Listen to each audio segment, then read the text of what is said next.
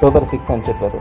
తల్లికి వందనం అతను ఇవ్వాలా అంటే 84 లక్షల మంది పిల్లలుంటే 13,000 కోట్లు అవసరమైతే 5,150 కోట్లు మాత్రమే బడ్జెట్లో చూపించారు. ఆడబిడ్డ నిధి ప్రతి నెల ప్రతి ఆడబిడ్డకి 1,500 రూపాయలు ఇస్తానన్నాడు. అంటే సంవత్సరానికి 18,000 రూపాయలు.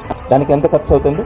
సుమారుగా 18,000 కోట్లు ఖర్చు అవుతుంటే ఒక్క రూపాయి కూడా దాని గురించి దీంట్లో ప్రస్తావన చూపించలేదు. అన్నదాత సుఖీభవ, ప్రతి రైతుకి జగన్మోహన్ రెడ్డి గారు 13,500 ఇస్తే నేను 20,000 రూపాయలు ఇస్తానని చెప్పాడు.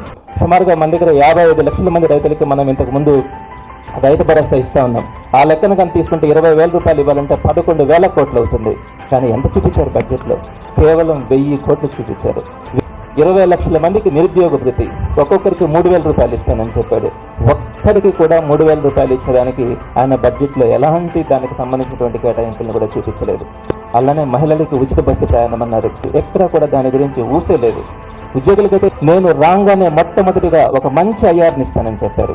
జగన్మోహన్ రెడ్డి గారు 23% టీఆర్సీని ఇస్తే అంతకంటే మించి నేను ఐఆర్ని ఇస్తానని చెప్పారు. ఈ బడ్జెట్ కేటాయింపుల్లో మనం 3,30,000 కోట్లు మన టైంలో అప్పులైనాయి. అంటే సుమారుగా మనకి 60,000 కోట్లు సంవత్సరానికి మనకి అప్పుల కింద అయినాయి. అయితే చంద్రబాబు నాయుడు గారు ఇలాంటి పథకాలు ఏమీ ఇవ్వకుండానే 91,000 కోట్లు ఈ ఒక్క సంవత్సరంలోనే నేను అప్పు చేస్తానని చెప్పి ఆయన ఈ బడ్జెట్లో కూడా చూపించడం జరిగింది.